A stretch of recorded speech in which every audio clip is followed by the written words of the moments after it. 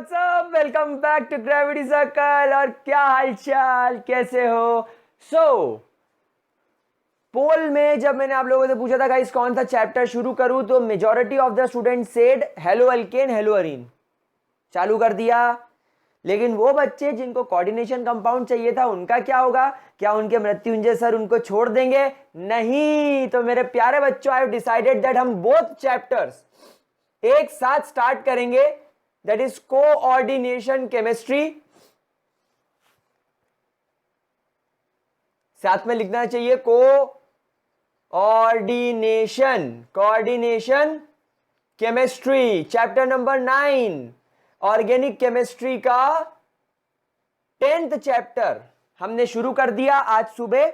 और अभी शाम को हम लोग स्टार्ट कर रहे हैं इनऑर्गेनिक केमिस्ट्री का last chapter, chapter number 9, coordination chemistry.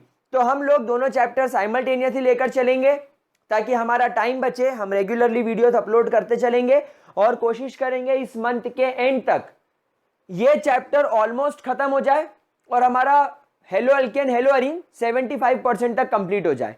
ठीक है? तो गाइस, आप लोगों को पता ही है कि 14 नवंबर से क्या होने वाला है। इनफैक्ट नॉट 14, उसके पहले ही मेरे सारी चीजें नोट्स वगैरह मैं फ्री कर दूंगा। बहुत सारे बच्चों को यह डाउट जा रहा है कि सिर्फ 14 नवंबर को। अरे नहीं, यही तो प्रॉब्लम है तुम लोगों के साथ। 1 मिनट का वीडियो भी शांति से नहीं देखोगे। बच्चा कमेंट करता 14 नवंबर को क्यों? वो सर को देखो, वो तो सब फ्री में दे रहे हैं। अबे तो मैंने क्या बैच चलाया क्या किसी की तरह? कोई बैच चला रहा हूं क्या मैं? सब यूट्यूब पे फ्री में पढ़ा रहा हूं भाई। मैं हूं, मैं वो नहीं हूं। समझ में आ रही बात आपको? जो जैसा है वो वैसा है। तो मैं कोई कुछ नहीं कर रहा, मैं सब यूट्यूब पे पढ़ा रहा हूं, मैं तुमको सब चीजें देने वाला हूं और सब चीजें अब हमेशा के लिए। समझ में आ रही है पगलो? चलो मेरे प्यारे बच्चों, कोऑर्डिनेशन केमिस्ट्री शुरू करेंगे। Now what is coordination chemistry? So basically coordination chemistry is a branch of chemistry that deals with the study of complex salts. क्या लिख सकते हैं हम लोग? What is coordination chemistry? तो हम लिख सकते हैं coordination chemistry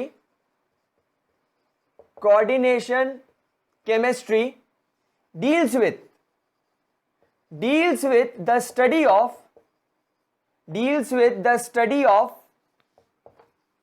complex salts. कैसे salts?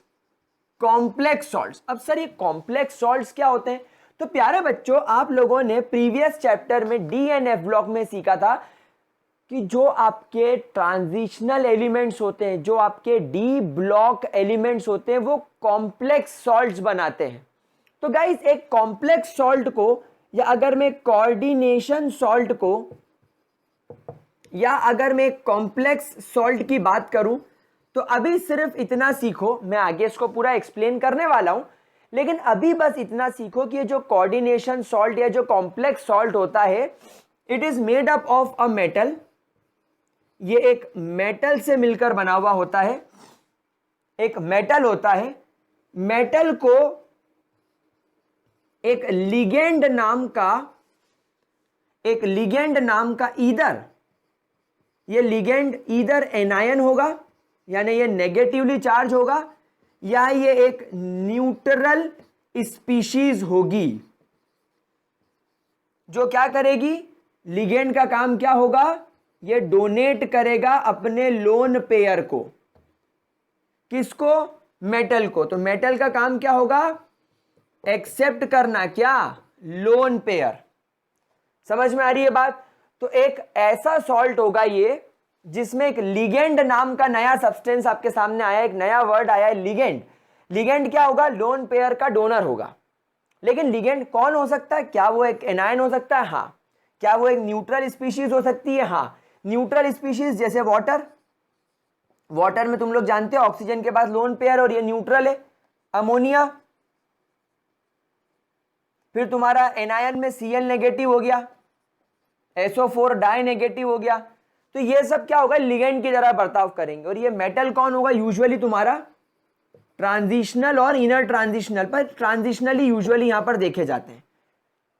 और इस मेटल को सेंट्रल मेटल भी बोला जाता है, सेंट्रल मेटल भी बोला जाता है। तो कोऑर्डिनेशन सॉल्ट एक ऐसा सॉल्ट होता है, एक ऐसा कंपाउंड होता है जिसमें मेटल बीच में होता है, मेटल को आसपास से लिगेंड घेरा हुआ होता है। लिगेंड का काम क्या होता है? मेटल को लोन पेयर देना, और फिर इन सबको अगर जरूरत होगी तो इनको बैलेंस करने के लिए बाहर कैटायन या एनायन और होगा। समझ में आ रही है? अब हम धीरे धीरे सीखना चालू करेंगे। तो क्या होते हैं कोऑर्डिनेशन सॉल्ट्स, क्या होते हैं कोऑर्डिनेशन कंपाउंड्स, ये तुरंत नहीं सिखा सकता, ये आगे सिखाऊंगा। लेकिन क्या इतनी बात आप लोगों को समझ में आई? अब इनकी यूटिलिटी क्या है, इनका इंपॉर्टेंस क्या है? तो बेटा अगर आप लोगों ने हीमोग्लोबिन का नाम सुना हो, हमारी बॉडी में हीमोग्लोबिन होता है जिसको आप Hg से लिखते हो, नहीं Hb से लिखते हो।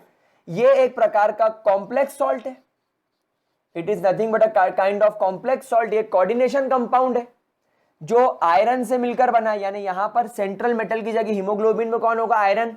उसके बाद तुम लोगों ने क्लोरोफिल भी सुना है, क्लोरोफिल जो कि प्लांट के अंदर होता है, ये भी कॉम्प्लेक्स सॉल्ट है। इसमें सेंट्रल एटम के साथ साथ मैग्नीशियम होता है। समझ रहे हो बात को? तो भैया बहुत यूनिक चीजें हैं। अच्छा, कोऑर्डिनेशन सॉल्ट की मेडिसिन में बहुत ज्यादा यूटिलिटी है। कैसे? आपने क्लास 11th में दो दवाइयों के नाम पढ़े होंगे, सिस्प्लैटिन, और एक और दवाई का नाम पढ़ा होगा सिस्टेक्सोल। ये सब क्या काम करेगी? एंटी कैंसरस है, कैंसर को ट्रीट करने के काम में आती है। तो कोऑर्डिनेशन केमिस्ट्री की अपने आप में बहुत ज्यादा यूटिलिटी है। आपकी बॉडी में हीमोग्लोबिन से लेकर प्लांट की बॉडी में क्लोरोफिल तक, और मेडिसिन में सिस्प्लेटिन से सिस्टेक्सोल तक, ये सारी चीजें आपकी बॉडी में बहुत जरूरी रोल प्ले करती है। अच्छा, एक चीज और, आप लोगों ने सुना होगा विटामिन की कमी हो गई, तो जो तुम्हारा विटामिन B12 होता है वो, उसमें सेंट्रल एटम कोबाल्ट होता है। तो ये सब कॉम्प्लेक्स सॉल्ट्स हैं जो आपकी बॉडी में आपकी बॉडी की वर्किंग को मेंटेन करने का काम कर रहे हैं। तो this is really very important. तो गाइज ये सिर्फ शुरुआत है, नोट करना हो तो कर लो, नहीं करना हो तो बस सुन लिया ना, उतना काफी है। धीरे धीरे, धीमे धीमे धीमे धीमे धीमे सब लिखवा दूंगा। अभी इंट्रोडक्शन था, अभी तो हमको पता ही नहीं है कोऑर्डिनेशन सॉल्ट क्या है, कोऑर्डिनेशन कंपाउंड क्या है। अभी ये जो चैप्टर आप पढ़ रहे हो, ये किस इंसान की गलती की वजह से पढ़ रहे हो अभी आपको बताऊंगा मैं। That is Werner theory, Alfred Werner theory. अगर वो आदमी नहीं होता तो आज ये चैप्टर नहीं होता। अब तुम डिसाइड कर लो वो आदमी है, आदमी का होना अच्छा था या बुरा था, अभी आप डिसाइड कर लो। मेरे हिसाब से तो बुरा था, एक चैप्टर बढ़ गया। चलो, दिखती बात क्लियर हो गई लाड लो, आगे बढ़े। ग्रेट, ठीक है। चलो तो गाइस अब हम लोग स्टार्ट करने वाले हैं हमारी most important theory, that is Alfred Werner theory. Guys लिख लो, लिख लो, इस पर से क्वेश्चन आता है, लिख लो। और क्वेश्चन क्या आता है वो मैं आपको पूरा एक्सप्लेन कर दूंगा, पूरा समझा दूंगा, पर ध्यान रखना, लिख लो। This is really very important. That is Alfred Werner theory, Alfred Werner theory. प्यारे बच्चों, आल्फ्रेड वर्नर एक्चुअली एक दिन बैठे थे और वो कुछ चीजों पर काम कर रहे थे, और उन्होंने ऑब्जर्व करा कि यार जब मेरे पास में चलो पहले क्रोमियम क्लोराइड CrCl3 है, तो ये आयोनाइज होकर मुझे Cr3 पॉजिटिव देता है and I get 3Cl negative. समझ रहे हो बात को? जब उन्होंने कोबाल्ट क्लोराइड रखा, उनको कोबाल्ट मिल गया डाई पॉजिटिव और 2Cl नेगेटिव मिल गए। जब उन्होंने PdCl रखा तो उनको एक PD मिल गया और एक Cl मिल गया। तो उन्होंने बोला कि ये जो मेटल है, ये जो मेटल है, ये मेटल से from metal the number of anions the number of anions यानी कि नेगेटिवली चार्ज्ड आयंस आयोनाइजेस, यानी एक मेटल से जितने ज्यादा या जितने नंबर में या एक मेटल से जितने एनायन आयोनाइज होकर अलग हो जाएंगे from metal, the number of anion ionizes and separates is called as its primary valency. उसको उस मेटल की क्या बोलना चाहिए? Primary valency.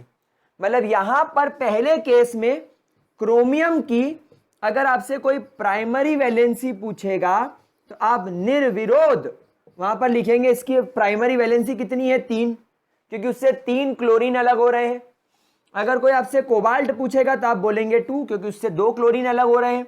और अगर आपसे कोई पूछेगा पीडी तो आप इसका जवाब लिखेंगे 1, क्योंकि इससे 1 क्लोरीन अलग हो रहा है। क्या बात समझ में आ रही है? ये बहुत बेसिक बात थी जो अल्फ्रेड वर्नर को बहुत अच्छे से क्लियर थी और उन्होंने इस बात को और अच्छे से एक्सपेरिमेंट करके क्लियर कर दिया। तो हमारे सामने एक नई टर्म आ गई जिसका नाम है प्राइमरी वैलेंसी। यानी और ऐसे सॉल्ट्स को उन्होंने नाम दिया simple salts. Such salts are called as simple salts. ये सारे सॉल्ट्स कैसे थे? ये सारे सॉल्ट्स कैसे थे? एकदम सिंपल सॉल्ट थे भाई, कैटायन और एनायन जुड़ा हुआ था, कोई परेशानी। जरा इसका स्क्रीनशॉट ले लो, अल्फ्रेड वर्नर थ्योरी की शुरुआत हो चुकी है, स्क्रीनशॉट ले लो। लेकिन क्या हुआ? ले लिया स्क्रीनशॉट। लेकिन जब अल्फ्रेड वर्नर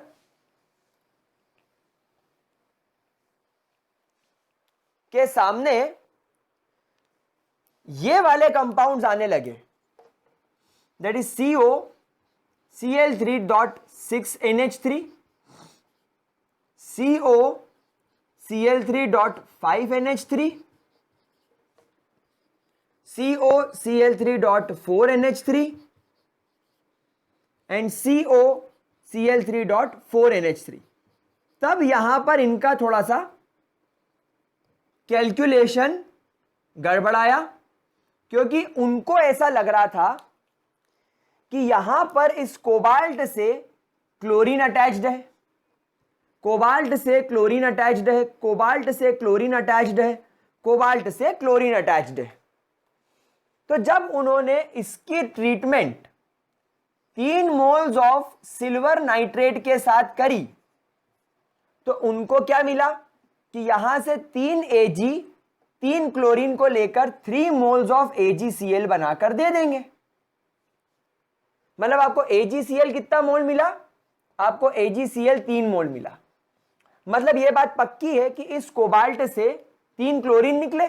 मतलब उनका कैलकुलेशन यह कह रहा था कि जब कोबाल्ट टूटा होगा तो कोबाल्ट 3 पॉजिटिव बना होगा और 3 Cl नेगेटिव अलग हो गए होंगे। तो अब उनके हिसाब से यही बात इसके साथ भी होनी चाहिए थी। तो जब उन्होंने यहां पर 3 मोल्स ऑफ AgNO3 डाला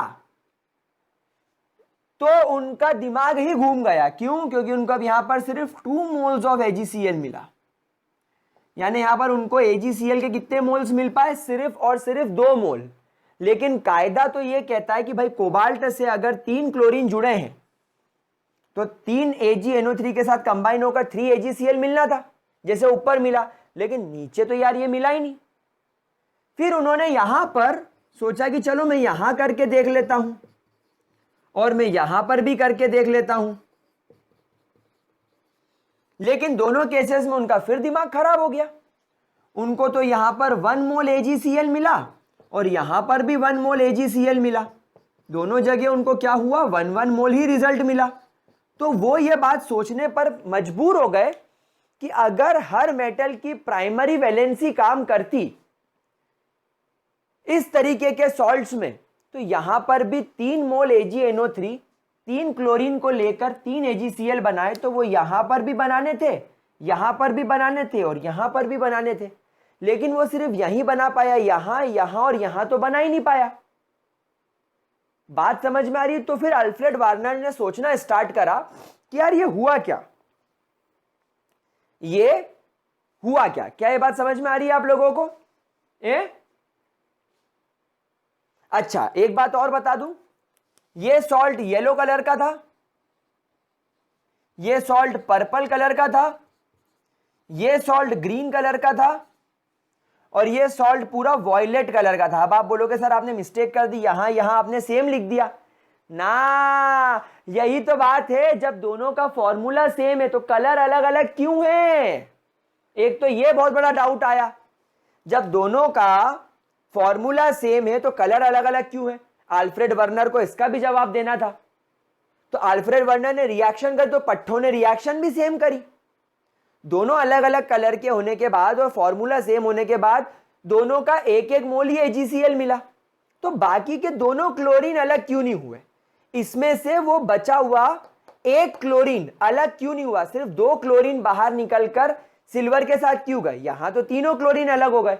तो अल्फ्रेड वर्नर ने सोचना स्टार्ट करा और अल्फ्रेड वर्नर एक नतीजे पर पहुंचे। अल्फ्रेड वर्नर एक नतीजे पर पहुंचे। वो क्या पहुंचे उसके पहले I want you guys to take the screenshot of this table. एक बार इस टेबल का स्क्रीनशॉट ले लो। मैं सिर्फ ये रब करूंगा और यहां पर इनके स्ट्रक्चर ड्रॉ करूंगा। स्क्रीनशॉट ले लो प्यारे बच्चों जरा जल्दी से। इसका लिख लिया? हो गया? स्क्रीनशॉट ले लिया? नाउ तो गाइस अल्फ्रेड वर्नर ने सोचा कि नहीं यार, इस कंपाउंड को ध्यान से देखो, ये सिंपल सॉल्ट नहीं है, क्योंकि यहां पर .6NH3, .5NH3, .4NH3 और .4NH3 यानी इनका अपने आप में कुछ इंपॉर्टेंस तो होगा। तो उन्होंने बोला कि यार ये सिंपल सॉल्ट नहीं है, थोड़ा सा कॉम्प्लेक्स सॉल्ट है, तो क्या करें? तो उन्होंने बोला कि यहां पर हो ना हो कि ये जो आपका मेटल है, इस मेटल की सिर्फ एक टाइप की वैलेंसी नहीं हो सकती। इस मेटल की सिर्फ एक टाइप की वैलेंसी नहीं हो सकती, जिसको आप प्राइमरी वैलेंसी कह रहे हो।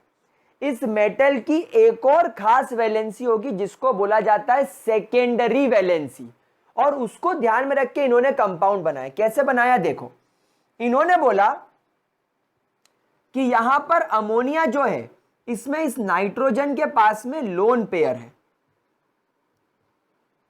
और कोबाल्ट जो कि एक डी ब्लॉक एलिमेंट है, जो कि एक डी ब्लॉक एलिमेंट है ना, कोबाल्ट, जिसका एटॉमिक नंबर निखिल चुप जरा तो मांगे फीस को 27 इसका एटॉमिक नंबर है। तो इसके 3D के अंदर 1 2 3 4 टा टा टा टा टा टा टा टा टा टा टा टा टा टा टा टा टा टा। अगर ये +3 फॉर्म में है, क्योंकि भाई 3 क्लोरीन जुड़े हुए मतलब +3 फॉर्म में होगा, तो 2 इलेक्ट्रॉन यहां से गए और 1 इलेक्ट्रॉन यहां से गया। अब इसके पास 4s 4p और 4d नाम के डब्बे खाली हैं, मतलब इट इज अ यूनिवर्सल भिखमंगा। भाई भिखारी की तरह है तो भीख मांगेगा किससे? ये अमोनिया से। ए बाबा लोन पेयर दे दे बाबा, खाली डब्बे लेके घूम रहा हूं बाबा, ए बाबा लोन पेयर दे दे। भाई 3D के अंदर क्या है, इलेक्ट्रॉन भरे हैं, लेकिन 4s खाली हो गया, 4p खाली हो गया, 4d खाली हो गया, तो इट इज अ यूनिवर्सल भिखमंगा। इट विल मांगेगा भीख, और किससे? अमोनिया से। क्यों? क्योंकि अमोनिया के पास लोन पेयर है, ये अपना पूरा लोन पेयर ऐसा कैसा उठा के इसको दे देगा। मतलब कोबाल्ट को क्योंकि बहुत अच्छी भीख मिल रही है किससे? अमोनिया से, तो ये ज्यादा चिपकेगा इससे। समझ रहे हो? ज्यादा चिपकेगा इससे। अब अमोनिया को न्यूट्रल माना जाता है, अमोनिया के ऊपर यहां पर कोई चार्ज नहीं है, तो अमोनिया का नेट चार्ज 0 हो गया। अब कोबाल्ट के ऊपर +3 चार्ज होगा, तो इस +3 चार्ज को बैलेंस कौन करेगा? क्लोरीन के 3 आयंस। समझ रहे हो बात को? तो जब आपने AgNO3 के साथ रिएक्शन करी तो बाहर से 3 क्लोरीन के आयंस इस सिल्वर के साथ मिलकर बाहर निकल गए। तो ये स्ट्रक्चर होगा इस कंपाउंड का। नीचे वाले की बात करें तो आप एक बात देखना, कोबाल्ट को 6 लोन पेयर डोनर चाहिए। कोबाल्ट को 6 लोन पेयर डोनर चाहिए, मतलब चाहिए, मतलब चाहिए, नहीं मेरे को चाहिए, मेरे को चाहिए, ये ऐसा करेगा, समझ रहे हो? सो कोबाल्ट अगली बार देखेगा कि इधर तो अमोनिया मेरे पास में 5 ही है, अब क्या करूं, एक किससे भीख मांगू, एक किससे लोन पेयर मांगू? तो ये बोलेगा क्लोरीन प्लीज इत्तूषा एक लोन पेयर दे देना क्लोरीन। तो एक क्लोरीन इसकी बात में आ जाएगा और इसको लोन पेयर डोनेट कर देगा। तो अब वो स्क्वायर ब्रैकेट के अंदर आ गया। अब बाकी कितने क्लोरीन बचे? अब इसके पास में 2 ही क्लोरीन बचे, मतलब यहां पर इस पूरे डब्बे पर +2 चार्ज होगा और इसको 2 क्लोरीन बाहर से बैलेंस करेंगे। इसीलिए जब AgNO3 आया तो 3 सिल्वर के पास में सिर्फ 2 ही क्लोरीन अवेलेबल थे जो आयोनाइज होकर 2 मोल्स ऑफ AgCl बना सके। जैसे यहां पर 3 मोल्स AgCl मिले क्योंकि इस डब्बे के बाहर 3 थे। यहां पर क्या हुआ होगा? कोबाल्ट, अब इसके पास में तो 3 ही अमोनिया है, सॉरी 4 अमोनिया है, तो ये अपने 3 क्लोरीन में से 2 से लोन पेयर की भीख मांग लेगा और खुद के ऊपर +1 चार्ज दिखाकर एक क्लोरीन इसको बैलेंस कर देगा। तो इसके पास में आपको एक ही AgCl मिलेगा और सेम इसके साथ भी होगा, NH3 Cl2 Cl, इस पर +1 चार्ज, एक क्लोरीन इसको बैलेंस कर देगा क्योंकि क्लोरीन पर -1 होता है, क्लोरीन पर -1 होता है, तो 3 क्लोरीन पर -3, 2 क्लोरीन पर -2, इस पे लाइकवाइज।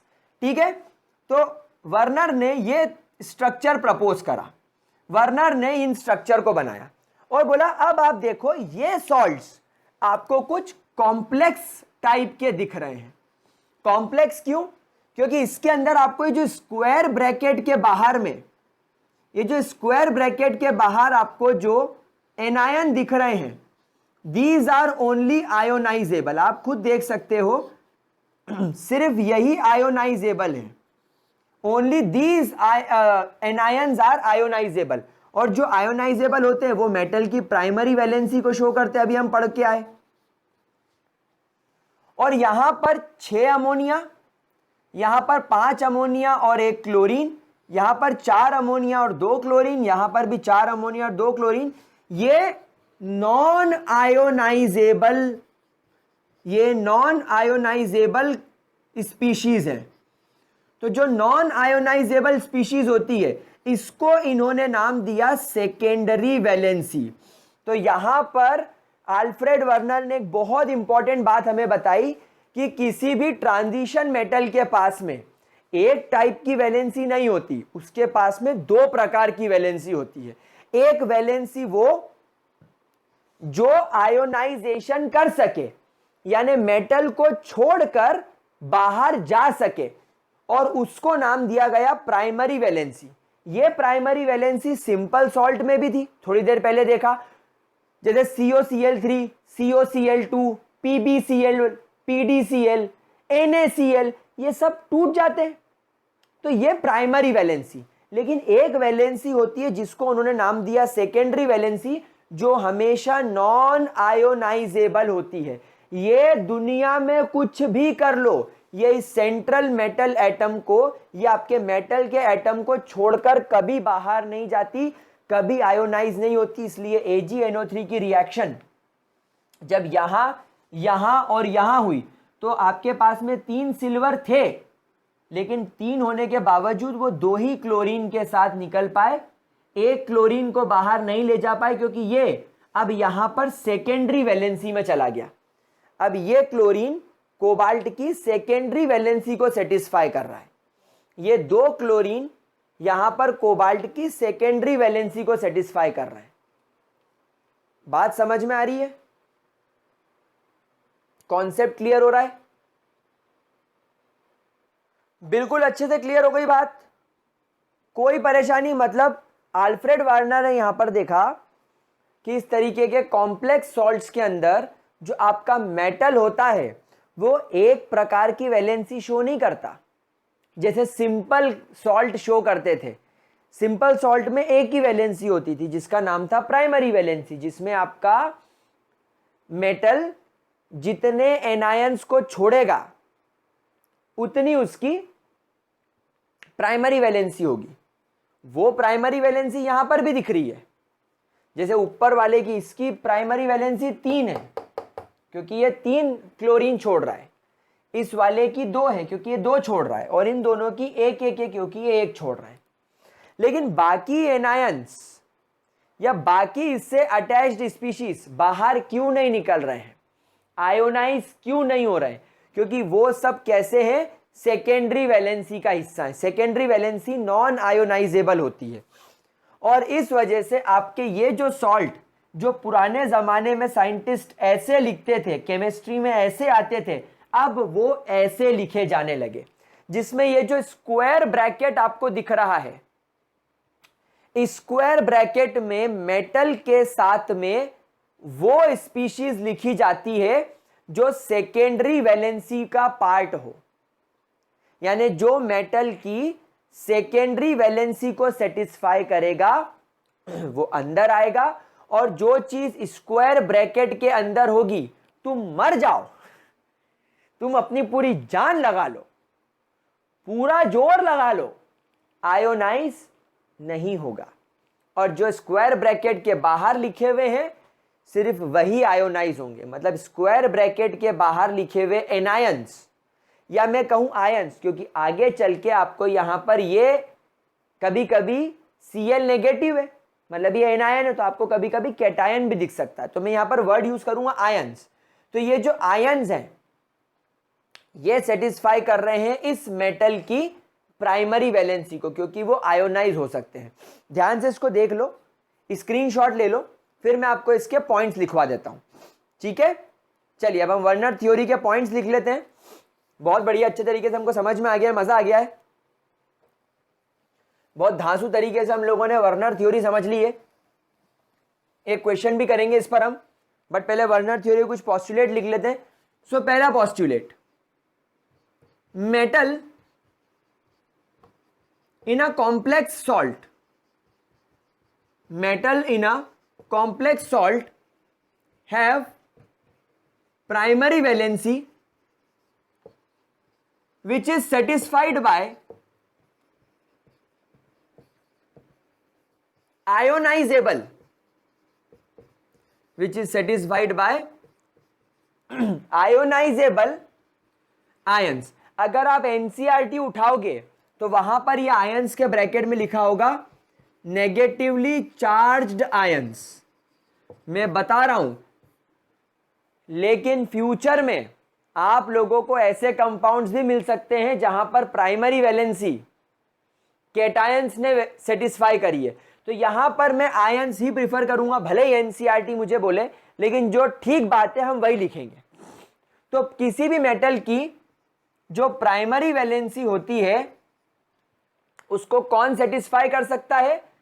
आयोनाइजेबल आयंस, यानी जो मेटल को छोड़कर जा सके। Second point, metals have secondary valency that are satisfied by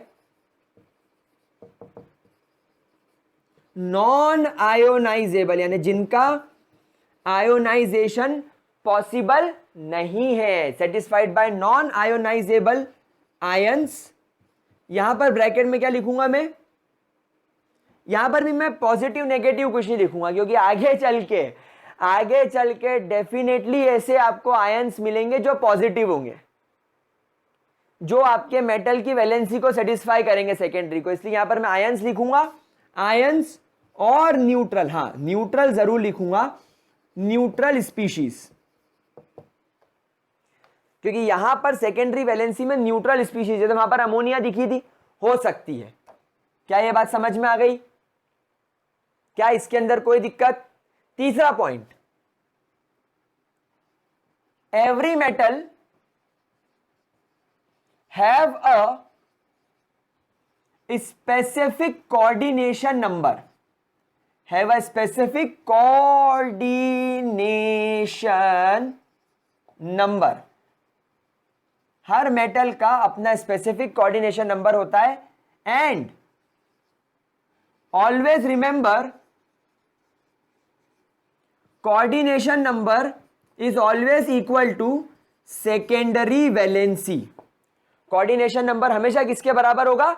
secondary valency के। मतलब अगर एक स्ट्रक्चर आपको दे रखा है और उस स्ट्रक्चर में अगर आपको मेटल की सेकेंडरी वैलेंसी दिख रही है तो वही उसका कोऑर्डिनेशन नंबर भी होगा। What is coordination number? Coordination number का मतलब होता है number of species surrounding a metal atom and joint by donating lone pair to metal, यानी वो मेटल को लोन पेयर डोनेट करने के बाद मेटल से जुड़ चुकी है और अब मेटल को घेर के रखी है। तो मेटल को कितने नॉन आयोनाइजेबल आयंस या न्यूट्रल स्पीशीज ने घेर रखा है? आपको मैंने बताया था ना, वो जो स्क्वायर ब्रैकेट होता है, स्क्वायर ब्रैकेट के अंदर मेटल से जितने भी आयंस या जितने भी न्यूट्रल स्पीशीज जुड़े हैं वो सब उसको लोन पेयर प्रोवाइड कर रहे हैं, इसीलिए उसने उसको स्क्वायर ब्रैकेट के अंदर रखा है, इसलिए उसने उसको खास ट्रीटमेंट दिया है। बाकी स्क्वायर ब्रैकेट के बाहर जो एनायन है वो तो इलेक्ट्रोस्टैटिक फोर्स ऑफ अट्रैक्शन से जुड़ा है, उसको वो भगा सकता है, लेकिन जो उसको लोन पेयर डोनेट, जो उसको डोनेशन दे रहा है, उसको वो नहीं भगा सकता। तो सेकेंडरी वैलेंसी और कोऑर्डिनेशन नंबर क्या होता है? ऑलवेज बराबर होता है। समझ में आ रही है? ठीक है, जल्दी से इसका स्क्रीनशॉट लो ताकि मैं फोर्थ पॉइंट दिखा सकूं। जल्दी से स्क्रीनशॉट लो। ले लिया स्क्रीनशॉट? चलिए चौथा पॉइंट और बहुत जरूरी पॉइंट। अब प्यारे बच्चों, ये जो सेकेंडरी वैलेंसी है, जो कोऑर्डिनेशन नंबर है, सो द स्पीशीज और आयंस कॉन्ट्रीब्यूटिंग, जो उसको कॉन्ट्रीब्यूट कर रहे हैं, contributing to the secondary valency of metal, secondary valency of a metal, यानी जो मेटल की सेकेंडरी वैलेंसी को सेटिस्फाई कर रहे हैं, are responsible for the geometry and shape of the complex salt, यानी आपकी जो कॉम्प्लेक्स सॉल्ट है उस सॉल्ट का शेप क्या होगा वो भी आपकी सेकेंडरी वैलेंसी डिसाइड करेगी। कैसे? फॉर एग्जाम्पल, अगर मान लीजिए एक सॉल्ट है जिसमें मेटल का कोऑर्डिनेशन नंबर 6 है। अब हम लोग सब जानते हैं कोऑर्डिनेशन नंबर 6 है मतलब सेकेंडरी वैलेंसी भी 6 है। तो जैसे आपका कोबाल्ट, अभी हमने देखा था कोबाल्ट की सेकेंडरी वैलेंसी 6 थी, तो एक अमोनिया यहां, एक अमोनिया यहां, एक अमोनिया यहां, एक अमोनिया यहां, एक अमोनिया यहां और एक अमोनिया यहां। 6 अमोनिया ने इसको अपने अपने लोन पेयर डोनेट करके इस तरीके से घेर लिया। तो ये आपका CONH3 होल 6 हो गया। इस पर टोटल पर +3 चार्ज है, इसलिए बाहर यहां पर आपको Cl3 नेगेटिव मिल रहा है। क्लोरीन का इसके शेप से कोई लेना देना नहीं, लेकिन कोबाल्ट को यहां पर 6 अमोनिया ने घेर रखा है, मतलब कैसा शेप बना रखा है? ऑक्टाहेड्रल। तो इस सॉल्ट की ज्योमेट्री क्या हो जाएगी? ऑक्टाहेड्रल। समझ में आ रही है बात आप लोगों को? समझ में आ रही है बात आप लोगों को कि नहीं? क्लियर हो रहा है कॉन्सेप्ट? क्लियर हो रहा है? स्क्रीनशॉट लो जल्दी इसका, मैं उधर से रब करूंगा फिर और लिखूंगा। स्क्रीनशॉट लो।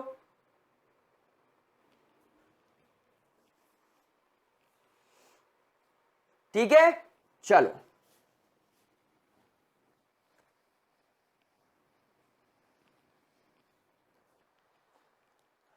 अच्छा, मान लो किसी का कोऑर्डिनेशन नंबर 4 है और वो मेटल को लेट से इस तरीके से इलेक्ट्रॉन डोनेट कर रहा है, एक यहां, एक यहां, एक इस तरीके से यहां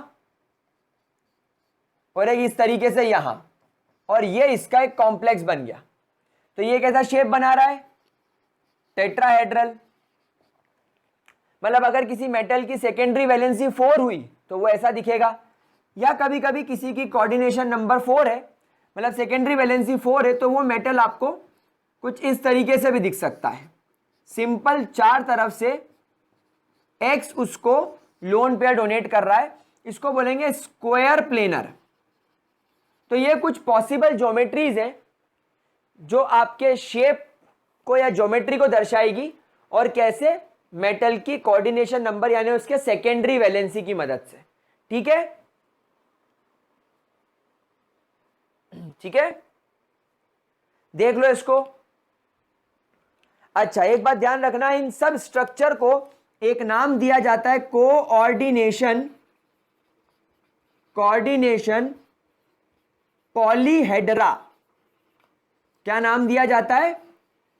कोऑर्डिनेशन पॉलीहेड्रा। ये जो आपके स्ट्रक्चर्स हैं, इनके जो शेप हैं, structures of this coordination salt या shape of this coordination salt is called as coordination polyhedra. Coordination polyhedra, ठीक है। चलो नोट कर लो, जल्दी से स्क्रीनशॉट लो, फिर आगे चलते हैं, आगे की बात करते हैं। स्क्रीनशॉट लो जल्दी से, फटाफट। ठीक है, ले लिया स्क्रीनशॉट? पक्की बात? चलिए, ग्रेट। एक छोटी सी बात जो हमको वर्नर ने बताई थी, मैं वो जो स्पेसिफिक टर्म्स है वो बाद में पढ़ाऊंगा। लिगेंड क्या होता है, सेंट्रल मेटल एटम क्या होता है, कोऑर्डिनेशन एंटाइटीज क्या होती है, कोऑर्डिनेशन स्फीयर क्या होता है, सब बताऊंगा। लेकिन एक बात और ध्यान रखना, जैसे मान लो आपके पास में ये स्क्वायर ब्रैकेट में कोबाल्ट NH3 Cl2 है, तो हमें एक बात और बता दी गई अल्फ्रेड वर्नर के द्वारा कि जो बीच में जो रहते हैं स्क्वायर ब्रैकेट के अंदर, जितनी भी आपके पास में स्पीशीज है, उसको बोला जाता है कोऑर्डिनेशन एंटाइटीज। Coordination entities. और ये जो स्क्वायर ब्रैकेट के बाहर होता है, इसको बोलते हैं काउंटर आयन। मैं अभी अगले वीडियो में इन सब की डेफिनेशन बहुत डिटेल में पढ़ाऊंगा। ये तो मैं आपको पोस्टुलेट सिखा रहा हूं, जो आपको अल्फ्रेड वर्नर ने दिए थे, ये हमने पोस्टुलेट सीखे। ठीक है, कोई दिक्कत, कोई परेशानी किसी भी तरीके की? चलो, अब हम एक एनसीईआरटी का एग्जाम्पल सॉल्व कर लेते हैं। अब हम लोग एक एनसीईआरटी का एग्जाम्पल सॉल्व कर लेते हैं, ताकि आप लोगों को अल्फ्रेड वर्नर थ्योरी अच्छे तरीके से क्लियर हो जाए। अगर आप वीडियो पॉज करके सही जवाब दोगे तो मैं समझूंगा कि आपको अल्फ्रेड वर्नर थ्योरी आ गई है, और अब आप लोग बिल्कुल रेडी हैं आगे बढ़ के पढ़ने के लिए। चलो, तो गाइस एनसीईआरटी का एग्जाम्पल 9.1 आप लोग देख सकते हैं। इसमें आपको कुछ सॉल्ट्स दे रखे हैं। पहला सॉल्ट आपको दे रखा है PdCl2.4NH3। दूसरा सॉल्ट आपको दे रखा है NiCl2.6H2O। तीसरा आपको दे रखा है प्लैटिनम Cl4.2HCl। चौथा COCl3.4NH3। और पांचवा PtCl2.2NH3। ये आपको कुछ सॉल्ट दे रखे हैं, और वही इनको किसके साथ ट्रीट किया गया? AgNO3 के साथ। AgNO3 के साथ सबको ट्रीट किया गया। यहां पर हमको मोल्स नहीं बताए कि कितने मोल के साथ ट्रीट किया गया, लेकिन यह जरूर बताया है कि हमको कितने मोल्स इनकी रिएक्शन के बाद सिल्वर क्लोराइड मिला। तो जो सिल्वर क्लोराइड हमें मिला, यहां से सिल्वर निकला होगा और इन सबके क्लोरीन निकले होंगे। तो यहां पर आपको 2 मोल AgCl मिला, यहां पर 2 मोल, यहां पर 0, यहां पर 1 और यहां पर 0। अब आपसे इस क्वेश्चन में पूछा है कि इसकी प्राइमरी और सेकेंडरी वैलेंसी बताओ। प्राइमरी और सेकेंडरी वैलेंसी बताओ। तो देखो बेटा, यहां पर सीधी सी बात है, प्राइमरी वैलेंसी वही होती है जो आयोनाइजेबल आयंस हो। तो यहां पर क्लियरली विजिबल है कि 2 मोल AgCl बना, मतलब दोनों क्लोरीन बाहर निकल गए, तो इसकी प्राइमरी वैलेंसी 2। यहां पर भी 2 मोल AgCl मिला, मतलब यहां पर दोनों क्लोरीन बाहर आ गए, मतलब इसकी प्राइमरी वैलेंसी भी 2। यहां पर 0 मोल AgCl निकला, मतलब ना तो ये क्लोरीन बाहर निकला ना HCl बाहर निकला, मतलब इसकी प्राइमरी वैलेंसी 0। यहां पर एक क्लोरीन ही बाहर आया, थे 3 क्लोरीन लेकिन बाहर कितना आया? 1, इसलिए प्राइमरी वैलेंसी 1। इसकी प्राइमरी वैलेंसी 0। तो हमेशा ध्यान रखना, जितने मोल आपको AgCl मिलेगा उतनी आपकी प्राइमरी वैलेंसी होगी। अब आपकी सेकेंडरी वैलेंसी क्या होगी? भाई Cl2 बाहर आ गया, बस 4 अमोनिया बचा, तो ये इसकी सेकेंडरी वैलेंसी, और यही इसका कोऑर्डिनेशन नंबर भी होगा। यहां पर 2 मोल Cl2 बाहर आ गए, लेकिन 6 वाटर अंदर ही बचा, तो सेकेंडरी वैलेंसी 6। यहां पर ना तो ये 4 क्लोरीन बाहर आए, ना 2 HCl बाहर आए, मतलब 6, 4 ये और 2 ये। यहां पर 1 क्लोरीन बाहर गया तो 2 क्लोरीन बचे, और 4 अमोनिया, तो 4 और 2 6, सेकेंडरी वैलेंसी कोऑर्डिनेशन नंबर भी 6। यहां पर कुछ बाहर नहीं आया, 2 अमोनिया अंदर है और 2 क्लोरीन अंदर है, इसलिए 4। सेकेंडरी वैलेंसी और कोऑर्डिनेशन नंबर कितना हो गया? 4 हो गया। आप इसको हमेशा ध्यान रखिएगा प्यारे बच्चों, इस तरीके से आपको ऐसे क्वेश्चंस को सॉल्व करना पड़ेगा। Is that clear to you? Primary और सेकेंडरी वैलेंसी का मतलब समझ में आ गया अच्छे तरीके से? देख लीजिए अच्छे तरीके से, कोई डाउट हो तो पूछ लीजिए। स्क्रीनशॉट ले लो इस क्वेश्चन का, बहुत इजी क्वेश्चन था, हम लोगों ने इसको कर लिया। अब वर्नर से एक लास्ट बात और पूछी गई जिसको उसने जस्टिफाई करा, और फिर हम लोग अगली क्लास से सबसे पहले कोऑर्डिनेशन सॉल्ट और नॉर्मल सॉल्ट को एक दूसरे से डिफरेंशिएट करेंगे, फिर उसकी कुछ बेसिक टर्म्स पढ़ेंगे, और फिर उसके नॉमेनक्लेचर की तरफ बढ़ेंगे। आपने देखा होगा COCl3.4NH3 और COCl3.4NH3, इसने 2 सॉल्ट लिए थे, है ना? एक का कलर ग्रीन था और एक का कलर वॉयलेट था। तो जब अल्फ्रेड वार्नर से पूछा गया कि इनका सब कुछ सेम है और कलर अलग है तो ऐसा क्यों, तो उसने बोला होगा उसने बोला that these are isomers of each other, यानी कि इनका मॉलिक्यूलर फॉर्मूला तो सेम है लेकिन इनकी प्रॉपर्टीज अलग अलग है, इनका स्ट्रक्चरल फॉर्मूला डिफरेंट होगा। इनका मॉलिक्यूलर फॉर्मूला तो सेम है लेकिन इनका स्ट्रक्चरल फॉर्मूला जो होगा वो क्या होगा? डिफरेंट होगा, मतलब इनका स्ट्रक्चर अलग अलग है, ये एक दूसरे के आइसोमर्स हैं, इसलिए इनकी प्रॉपर्टीज भी अलग अलग आ रही है, जो हम आगे चल के डिटेल में पढ़ेंगे। ठीक है, तो गाइज यहां पर गाइज आपका इंट्रोडक्शन वाला पार्ट खत्म होता है।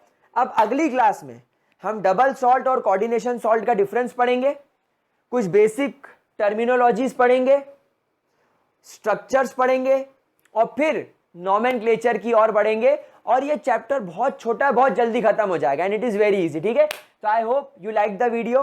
तो गाइज अगले वीडियो में मिलते हैं, तब तक के लिए bye bye, have a great day. Don't forget to like, share and subscribe this channel, second channel Mrityunjay Pandya and our special biology channel Amrita ma'am का। ठीक है, तीनों को सब्सक्राइब करना, वीडियोस को लाइक करना, दोस्तों के साथ शेयर भी करना। तो अगले वीडियो में मिलते हैं, bye bye, have a great day लाडलो।